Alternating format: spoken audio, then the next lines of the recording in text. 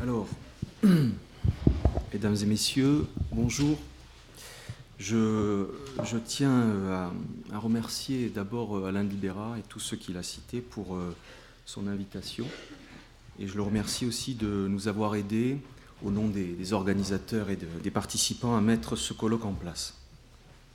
Alors, ma conférence s'appelle « L'avéroïsme aujourd'hui », mais il va falloir m'excuser peut-être tout de suite, parce que malgré ce que suggère ce titre, je ne vais pas faire une sorte de présentation ou d'état des lieux global, exhaustif, pas du tout, parce que ce serait trop long, trop fastidieux, s'il s'agissait de montrer où en est la recherche sur tous les pans du dossier.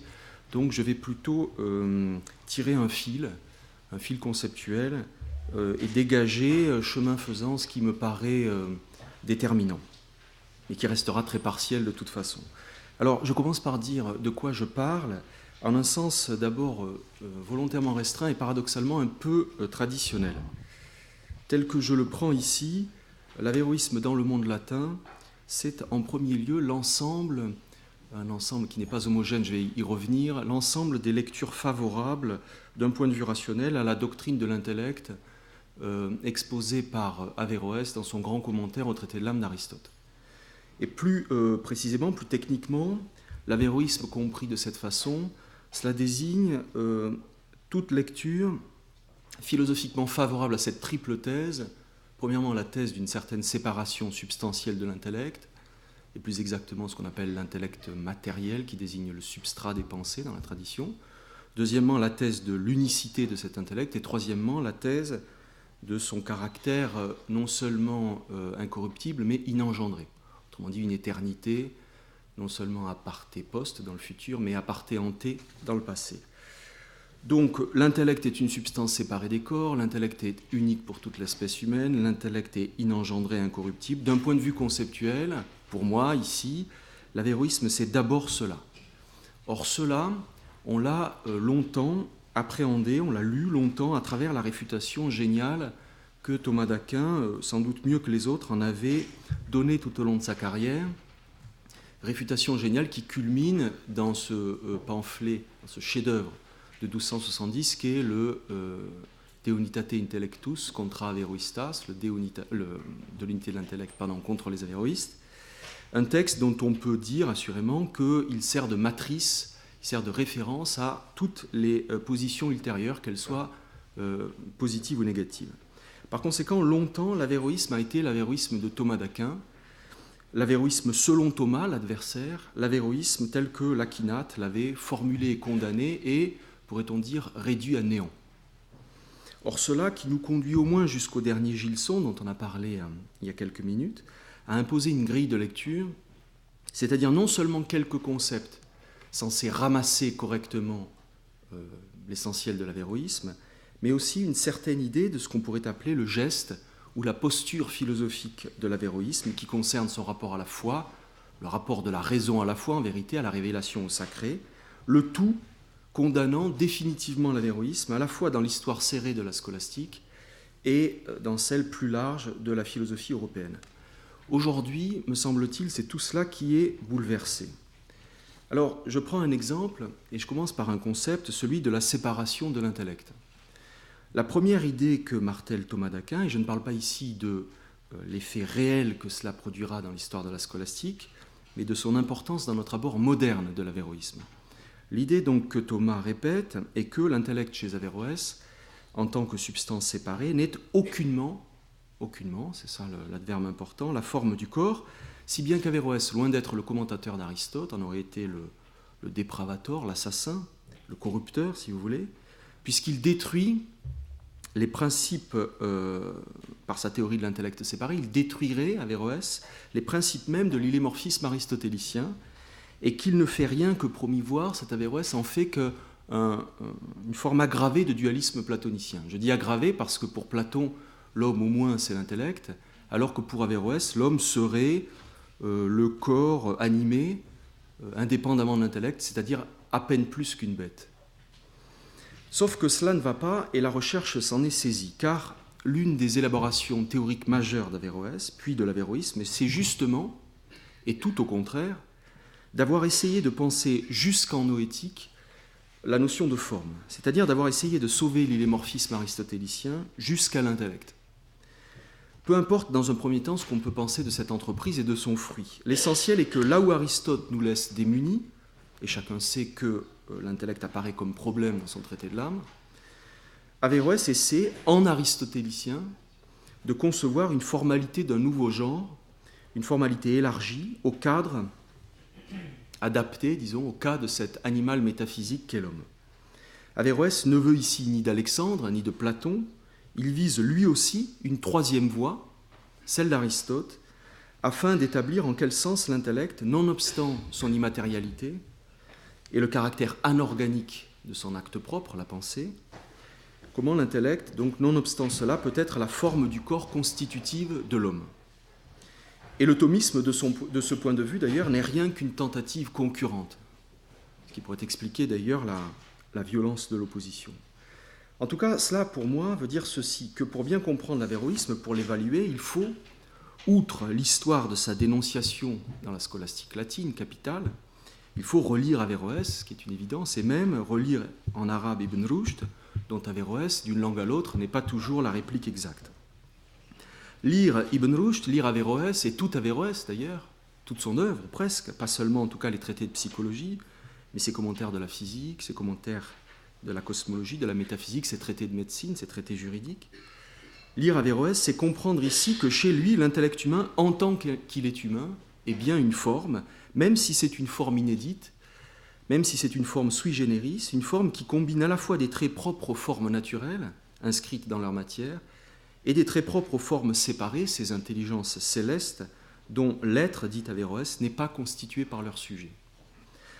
Dans cette bivalence, l'intellect humain est une forme qui décroche, certes, de la matière, mais qui, quoique surplombante, ne s'envisage que comme sommet, que comme point culminant d'une série de couches, d'une série de formes ou de formalités inférieures.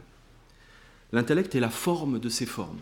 Voilà ce qu'Averroès, héritier ici d'Alexandre d'Aphrodise, nous dit et veut essayer d'établir. Et cela, y compris dans le grand commentaire du traité de l'âme, celui que lisent les latins, lorsqu'il parle de l'intellect matériel en termes de substance.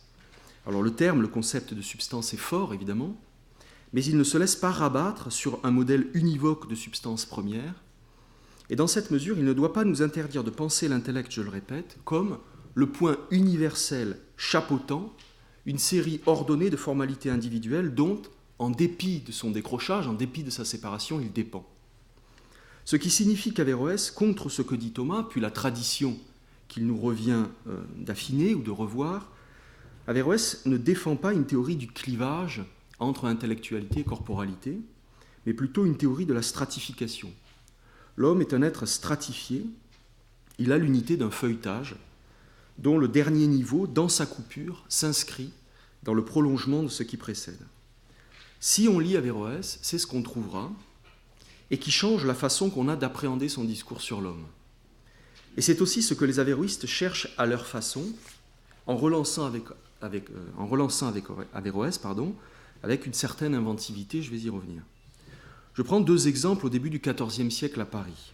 Thomas Wilton, d'abord, c'est un théologien anglais, qui, dans l'une de ses œuvres, se révèle très favorable à la noétique d'Averroès, qu'il expose assez longuement.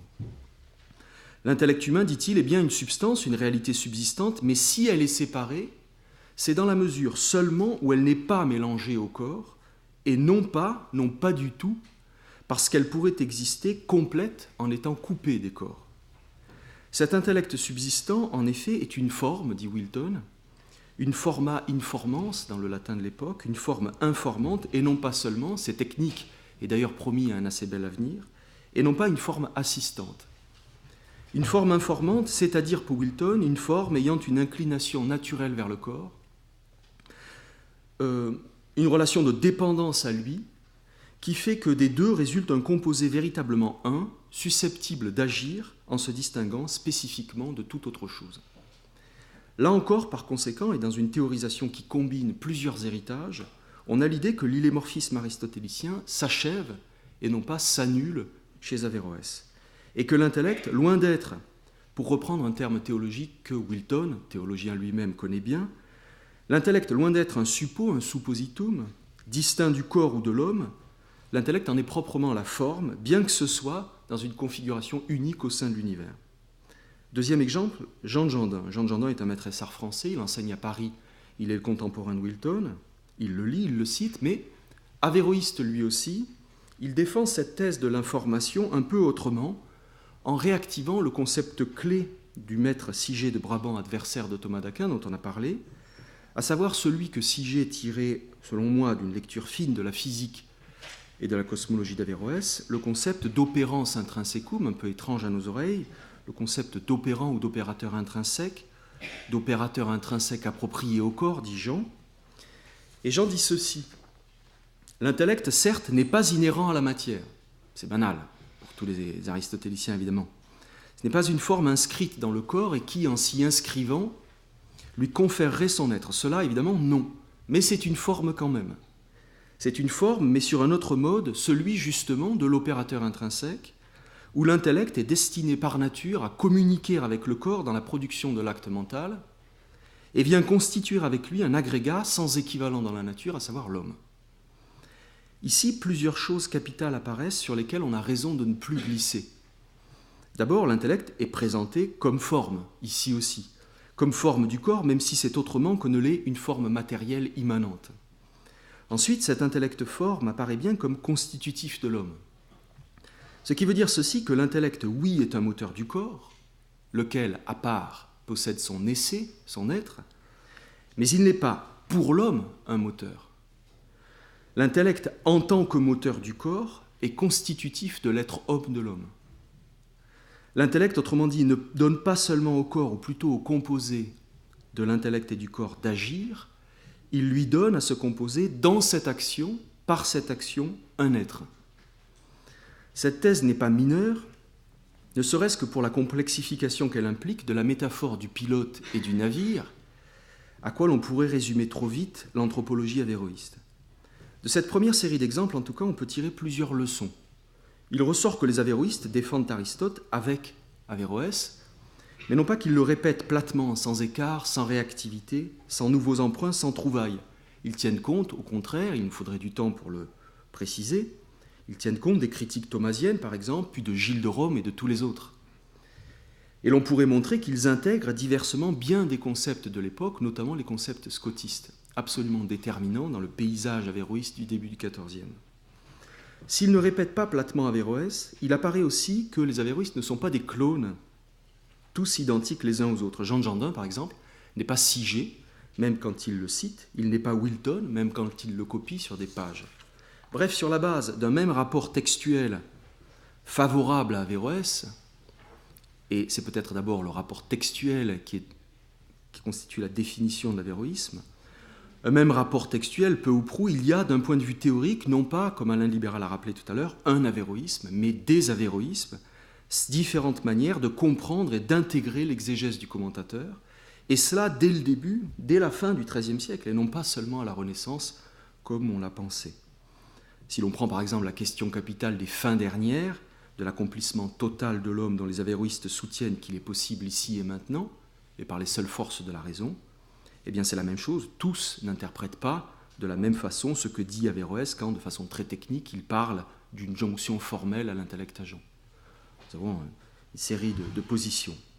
Et j'ajoute une chose, c'est que non seulement les avéroïstes ne sont pas des doubles les uns des autres, mais même chez un auteur, l'avéroïsme n'est pas d'un bloc. Comme si la reprise d'Averroès devait être nécessairement totale et sans discussion. Je pense à Wilton, encore une fois, quand il défend contre la foi, mais aussi contre Averroès, en une sorte de troisième vérité, l'idée que l'intellect serait singulier et que son premier objet, d'ailleurs, serait lui-même le singulier et non pas l'universel. Une thèse étonnante et un geste théorique inouï, subtil, qui signifie que même chez un auteur, chez un seul auteur, l'avéroïsme n'est pas monolithique et s'ouvre sur des perspectives parfois inattendues, que je n'ai pas le temps de préciser ici. En résumé, nous pourrions dire, pour progresser un peu, qu'il y a deux grandes erreurs symétriques à éviter. Celle, d'une part, qui consisterait à faire des avéroïstes de simples copistes du maître, des copistes qui, au fond, répéteraient sans chercher à comprendre, et celle, d'autre part, qui en ferait des épigones imbéciles, et tous imbéciles de la même façon. finalement ne comprenant rien, incapable même de reproduire, ce qui signifie que le bestiaire de l'avéroïsme ne se réduit pas à ces 2 ou 3 animaux, d'un côté le perroquet ou le singe, et de l'autre l'âne. Il n'en va pas ainsi, et pour une raison générale. L'avéroïsme doit être envisagé dans une dimension réellement philosophique, de réappropriation active et différenciée des exégèses d'Averroès pour commenter Aristote. Pour le dire autrement, les avéroïstes sont des auteurs, au sens littéral du terme, des auctores, c'est-à-dire des hommes qui développent, et comme ils l'entendent, au sens littéral du terme aussi, un pouvoir inaugural de croissance. Ce pouvoir, c'est celui du système d'Averroès dans sa dépendance à Aristote et au péripatétisme gréco-arabe. La véritable marque d'un grand système, en effet, est d'ouvrir vers ce qu'il n'exhibe jamais entier, au point d'autoriser divers déploiements des virtualités théoriques qu'il contient. L'avéroïsme est l'histoire de ces déploiements. L'avéroïsme est l'histoire diversifiée mais cohérente de certaines des possibilités théoriques de la pensée d'Averroès. Sigé de Brabant, Thomas Wilton, Jean de Jandin et tous les autres, ou presque, car on ne peut pas nier que le mouvement s'épuise, ceux-ci ont comme intérêt de produire presque autant d'interprétations que le texte d'Averroès, lui-même instable, inquiet, compte de problèmes. Plusieurs interprétations, mais au sein d'une même famille, c'est-à-dire autour d'un certain nombre d'options théoriques qui suffisent à faire un camp contre un autre. Il faut insister sur la dimension philosophique ou conceptuelle dont je viens de parler parce que c'est ce qu'on a le plus reproché à l'avéroïsme, son manque. Or, l'exemple principal que j'ai choisi sur les rapports de l'intellect séparé au corps montre l'inverse.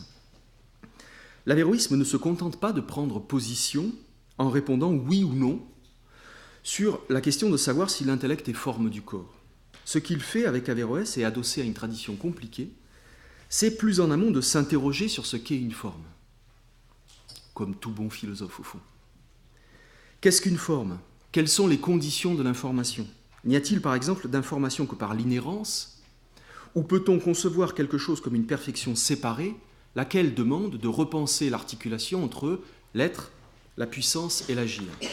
C'est cela qu'Averroès, entre autres, essaie de penser. Et c'est cela aussi que les avéroïstes travaillent et qui réinscrit leur production dans l'histoire vive de la rationalité. Thomas d'Aquin réduit l'avéroïsme à une série de mauvaises réponses. Mais la vérité est que l'avéroïsme pose les ou 2 bonnes questions. Prenons l'exemple le plus évident. L'avéroïsme pour Thomas, et dans l'histoire, c'est un système impie, mais d'abord absurde, qui détruit, comme on sait, la rationalité personnelle. C'est le système dont la théorie de l'intellect séparé, unique et éternel ne permet plus de vérifier cette proposition axiomatique dont chacun est censé faire l'expérience, et qu'il suppose toujours déjà, même quand il la condamne, à savoir l'individu pense. Ce que l'on dit par conséquent, c'est que l'avéroïsme ne peut l'établir, cette proposition. Et en termes modernes, on dira de l'avéroïsme que c'est le système de l'anticogito. Sauf que la réalité théorique est toute différente, plus complexe, puisque cet énoncé « hic homo intelligit », cet homme pense, voire « ego cogito », cet énoncé dont on voudrait se contenter de noter s'il est ou non validé, est faussement évident, bien sûr, et qu'il enveloppe pour sa compréhension un nombre considérable de thèses qu'il n'est pas insensé d'interroger. Et c'est cela que fait l'avéroïsme. L'avéroïsme ne dit pas, évidemment, l'homme ne pense pas. Les avéroïsmes demandent, avant d'autres, qu'appelle-t-on penser ? Qu'est-ce que l'homme ? Quel rapport, par exemple, entre la pensée et l'expérience de la pensée ? De quoi fais-je l'épreuve quand j'assure, le cas échéant, que je m'éprouve pensant ? Ou encore, si l'on se rappelle que les adversaires prétendent que l'homme, dans l'avéroïsme, n'agit pas sa pensée, ou que la pensée qui se fait n'est plus la sienne, l'avéroïsme demande quelles sont les conditions d'effectuation, d'attribution, d'imputation de l'agir ? Va-t-il de soi que doivent intervenir la notion d'intériorité, celle de sujet ? Où placer dans le montage de l'action mentale la volonté et avec quel effet ? Que fait le fantasme ? Quelle est sa portée ? C'est tout cela que l'avéroïsme remue et qui montre bien l'existence de carrefours problématiques dont la pensée européenne qui s'impose avec Thomas et d'autres, avant de disparaître elle aussi, n'aura jamais été qu'une voie, qu'une des issues. En étant attentif par conséquent aux nuances qui séparent au sein d'une même famille Averroès des avéroïstes, en prêtant attention aux différences qui singularisent les avéroïstes, voire à celles qui travaillent chacune de leurs exégèses, il faut insister, je le redis, sur la dimension philosophique et philosophiquement féconde de l'avéroïsme. Et par là, une fois encore, on doit revoir le jugement sévère que Gilson portait sur l'avéroïsme. Gilson a de belles pages, des pages magnifiques, mais terribles contre l'avéroïsme, dont il fait un mouvement, je cite, obstiné et borné. Un mouvement qui se contente de ressasser, de radoter les propos d'Averroès, en se murant en quelque sorte sur le seul terrain de la raison, dans le projet étroit de conserver Aristote. L'avéroïsme serait par essence conservateur, psittaciste, et, je cite à nouveau Gilson, d'une stérilité philosophique complète. Pourquoi cela ? Parce que l'avéroïsme constituerait le dernier avatar d'une philosophie grecque coupée de la révélation chrétienne. Et que pour Gilson, la raison laissée à elle-même, la raison seulement rationnelle est sans dynamique, sans avenir, sans fruit véritable. C'est l'une des grandes thèses de Gilson, comme on sait, et dont l'avéroïsme, entre autres, aura longtemps fait les frais. Que sans l'auxiliaire de la révélation, la philosophie vainement pure s'éteint. Que seul le révélé chrétien peut féconder la rationalité, l'animer du dedans, la galvaniser, et finalement lui donner de s'achever. La recherche actuelle doit à peu près tout discuter d'une telle lecture. À 3 niveaux au moins. Premièrement, la condamnation de Gilson ne repose pas sur un examen de ce que montrent réellement les commentaires avéroïstes et que les éditions critiques font apparaître. Ceux-ci, je le répète, sont pluriels, beaucoup plus dialectiques qu'on ne l'a dit, et pleins des concepts de leur époque, en dialogue plus ou moins explicite avec les autres maîtres, les autres théologiens. La seule idée, par conséquent, d'une école, et qui plus est d'une école suiviste, fermée sur elle-même et imperméable à tout, cette idée, ne serait-ce que d'un point de vue factuel, est inexacte.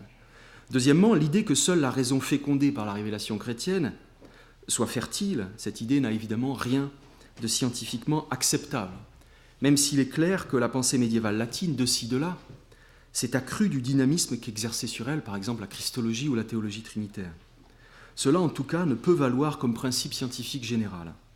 Et à dire vrai, pour bousculer un peu les rengaines, avec un peu de provocation, on pourrait même le renverser et soutenir que c'est la raison avéroïste parfois, qui aura fécondé la théologie chrétienne. La recherche récente, en effet, s'intéresse au voisinage, au rapprochement entre les conceptualisations avéroïstes et celles de la théologie chrétienne. Occam, par exemple, ne manque pas de relever avec beaucoup de finesse que ce que les avéroïstes appellent copulatio, couplage, jonction, pour penser le rapport de l'intellect à l'homme, c'est ce que les chrétiens appellent assumptio, assomption, pour expliquer comment Dieu assume la nature humaine. Si bien, semble suggérer Occam, qu'on ne saurait trop vite condamner l'avéroïsme sans risquer l'inconséquence de démonter ce qui, dans le christianisme, joue à plein. Ce type d'approche, où l'on pointe une sorte d'isomorphisme conceptuel dans l'avéroïsme et dans la théologie, est caractéristique du début du XIVe siècle et se retourne contre un anti-avéroïsme trop immédiat du christianisme, voire du thomisme. Car Thomas, que fait-il ? Une chose stupéfiante dont il finira par effacer les traces. Pour penser, pour concevoir ce cœur de la théologie chrétienne qu'est la vision béatifique de Dieu par essence, c'est Averroès qu'il va chercher, et plus que cela, même l'Averroès du grand commentaire au traité de l'âme, que par ailleurs il dénonce. De quoi s'agit-il ? Pour le dire très vite, il s'agit de réfléchir sur l'agir par. L'homme, compte tenu de son infirmité, aura besoin pour voir Dieu d'agir par lui, par Dieu, lequel ainsi se fera en quelque sorte le moyen d'un acte dont il sera aussi la fin. Or Thomas pose que l'âme finie du bienheureux agira par Dieu en le voyant, comme chez Averroès, l'homme agit par l'intellect transcendant quand il le conçoit et s'ouvre à l'espace de l'intelligible pur. Je le disais, c'est la philosophie d'Averroès ici qui alimente la théologie chrétienne. Et l'on pourrait même compliquer le diagnostic. C'est mon troisième point dans la discussion des jugements de Gilson. Troisièmement, en effet, cette rationalité avéroïste dont Gilson soutient qu'elle est recluse, stérile, et dont nous venons d'indiquer qu'elle a pourtant œuvré très paradoxalement au cœur du christianisme, cette rationalité, pour bien la comprendre, il ne suffit pas de l'inscrire dans son héritage gréco-arabe, celui de la falsafa, mais dans son dialogue aussi avec la théologie islamique du kalam. Ce qui veut dire, et ouvre des perspectives d'analyse toutes nouvelles, que dans le dynamisme de la théologie chrétienne et dans celui plus largement de la pensée scolastique, si Averroès et l'avéroïsme y ont joué quelques rôles, il faut intégrer ce qui conceptuellement s'est élaboré dans les polémiques avec la théologie de l'islam. Autrement dit, non seulement l'on peut sans doute retrouver dans Averroès et l'avéroïsme une raison intéressant la théologie chrétienne, mais c'est une raison pleine de sa confrontation au calame. Je vous donne un exemple à nouveau très très bref, celui de la causalité. On a souvent vanté l'équilibre de la théologie thomasienne de la causalité qui défend, fondée sur la puissance de Dieu, une efficace réelle des causes secondes, qui reconnaît donc des natures, qui prête une consistance au monde et aux choses qui le constituent, et sauve, ce faisant, à la fois la physique et l'articulation de la physique à la métaphysique. Cette doctrine, il ne serait pas très difficile de montrer sa dette, pour dire le moins, à l'égard de celle d'Averroès. C'est tout simplement sa relance. Et cette doctrine d'Averroès, il ne serait pas très difficile de montrer que c'est contre l'atomisme, l'occasionalisme et la causalité seulement verticale défendue par les Mutakallimun qu'Averroès l'a bâtie. Ce qui veut dire que dans l'Averroïsme, il y a Averroès, bien sûr, mais que dans Averroès, il y a Ibn Rushd. Et dans Ibn Rushd, il y a aussi, à divers titres, la théologie du kalam. Voilà effectivement une complication du schéma qui voudrait tout réduire à l'affrontement entre raison averroïste d'un côté et révélation et théologie chrétienne de l'autre. Ce qui nous amène à mon dernier point, qui concerne la question du statut de l'averroïsme. Sur cela aussi, la recherche actuelle évolue, a changé. Quel est le statut de l'averroïsme dans l'histoire de la philosophie, dans le cours vivant de la rationalité ? Si l'on récuse le jugement de Gilson, qui n'y voit qu'une impasse, que le ressassement inutile et vain d'une raison mourant au fond de n'avoir eu fin que d'elle-même, on dira d'abord que l'averroïsme a d'abord été déterminant par la réaction qu'il a suscitée, par le contrepoison, si je puis dire, dont il aura rendu l'élaboration nécessaire. On voit bien en effet qu'Averroès et Siget de Brabant ont eu un effet sur Albert le Grand, sur Thomas d'Aquin, sur Gilles de Rome, puis sur les autres, en les engageant, ce qui est très intéressant d'un point de vue historico-conceptuel, sur la voie d'une théorisation massive des évidences ou des condamnations immédiates qu'il leur opposait. Il a fallu en effet, contre l'averroïsme, produire ou affiner les concepts de ce qu'on pourrait appeler l'espace de précompréhension latine de la pensée ou de l'humanité de l'homme, entre autres. Par exemple, c'est contre l'averroïste Jean de Gendin et sa doctrine de l'homme pensant comme agrégat, que j'ai rapidement rappelé, que des grands latins brillants comme Pierre d'Oriol ou Grégoire de Rimini ont livré de remarquables mises au point sur l'identité du je pensant et du je souffrant, bref, sur l'identité du composé humain. Et si l'on élargit le propos, on peut bien considérer que la doctrine moderne du sujet, de la subjectivité, a surgi, en partie au moins, comme anti-averroïsme. C'est d'ailleurs l'un des trajets suivis par Alain de Libera dans son archéologie du sujet. Si bien qu'au moins de ce point de vue négatif, l'averroïsme, qui serait comme un contre-pôle de la pensée européenne, son autre, disons, mérite l'attention. Mais l'averroïsme n'aura-t-il eu de poids que par le rejet, fût-il constructif, qu'il aura déclenché ? N'aura-t-il servi, par exemple dans le processus conduisant à la thèse moderne du sujet-agent, n'aura-t-il servi que de contre-modèle, de repoussoir ? Cela fait partie des choses que la recherche doit discuter, dans l'idée peut-être que Averroès et l'averroïsme, bien compris, relus, auront servi non plus de repoussoir mais de ferment. Et cela aussi parce que, si je peux m'exprimer ainsi, Thomas d'Aquin et le thomisme, ramassés dans la dernière scolastique, ont perdu. Ils ont perdu de fait. Cet aristotélisme-là a perdu avec et après la Renaissance, de sorte que la philosophie nouvelle qui est apparue, avec Descartes par exemple, pourrait bien avoir gardé, repris, relancé quelque chose de ce à quoi le thomisme s'opposait. De fait, et cela aussi Alain de Libera l'a montré, la querelle d'Utrecht contre Descartes, mais dont Descartes sortira vainqueur, qui se souvient de Voetius, cette querelle rejoue au XVIIe siècle quelque chose de la querelle anti-averroïste des XIIIe et XIVe siècles. Et en effet, l'idée de l'homme comme être par accident, qu'on prête à Descartes et que Descartes doit récuser, ce sont les averroïstes, les premiers, qui ont eu à la récuser. Peut-être, autrement dit, saura-t-on dégager de l'averroïsme un certain nombre d'idées dont la modernité, un peu oublieuse, a partiellement hérité. Renan, par exemple, n'a qu'un mot à la bouche pour dire la modernité, relisez L'avenir de la science, c'est celui d'humanité, dont Alain de Libera a parlé à propos de Dante. Eh bien, dans l'histoire de l'humanité, dans l'histoire de cette notion, l'humanité, l'averroïsme et sa doctrine de l'intellect unique, pour l'espèce unique, ne compte sans doute pas pour rien. Et pour qui lit bien, de fait, c'est peut-être cela qui a fasciné Renan dans l'Avéroïsme, dont il est par ailleurs, comme on sait, le grand critique. Renan écrit, je le cite, « Une humanité vivante et permanente, tel semble être le sens de la théorie avéroïstique de l'unité de l'intellect. » Ce sens éminemment positif, c'est celui qu'il croit pouvoir lire aussi dans le progrès du monde moderne au XIXe siècle. Si l'on reprend du reste la notion la plus célèbre de l'avéroïsme, celle de l'intellect unique, on peut en déceler une puissance théorique très actuelle. L'avéroïsme, certes, héritier de la pensée arabe, c'est une doctrine du partage anthropologique fort entre l'élite et la foule, la masse, le vulgaire. Mais dans le même temps, et presque à l'inverse, c'est aussi le système qui, plus qu'aucun autre peut-être, a essayé d'établir quelque chose comme la puissance commune de pensée de l'humanité. L'intellect n'est pas un comme une réalité substantielle classique, je veux dire comme Socrate par exemple, ou comme notre soleil. Il est un comme puissance commune. Il est un comme puissance globale, comme condition globale d'apparition du pensable, qui se distribue comme puissance singulière de pensée chaque fois qu'un individu fantasme et fait œuvre d'homme.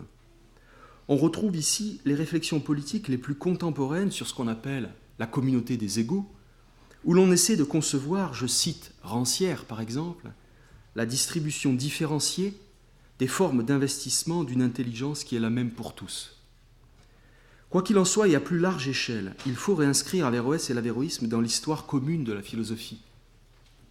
Il faut les pister dans la raison pure de Kant, ou comme Herder le voyait, quoique pour le condamner, dans sa conception de l'humanité en marche dans l'histoire. Il faut les pister chez Spinoza, évidemment, qui paraît comme un fils aussi maudit que le père. Il faut les pister dans la volonté générale chez Rousseau, et dans cette idée donc du moi commun.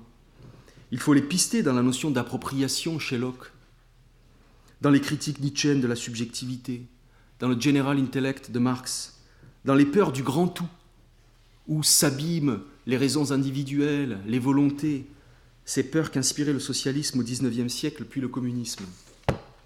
Il faut les pister dans le principe même de la sociologie de Durkheim, chez Frege et son troisième royaume, dans le scénario heideggerien, bien sûr, du devenir de l'hypokaimenon, et chez Freud, assurément, dans la psychanalyse, qui à bien des égards paraît un avatar de l'avéroïsme. Alors oui, peut-être, l'avéroïsme, comme le dit Gilson, est-il obstiné et borné. Mais de quoi cette obstination, cette insistance est-elle le signe ? Voilà la bonne question. Et ce qui, aux yeux de Gilson, marquait la nullité de l'avéroïsme, pourrait bien, à l'inverse, être l'indice de sa valeur. De quoi un système qui reparaît, qui s'entête, est-il le symptôme ? De quoi, sinon du fait que les questions qu'il pose sont de celles qui coincent, de celles dont on s'arrache, mais auxquelles on est reconstruit parce qu'elles sont là, qui nous précèdent et nous survivent. Je vous remercie.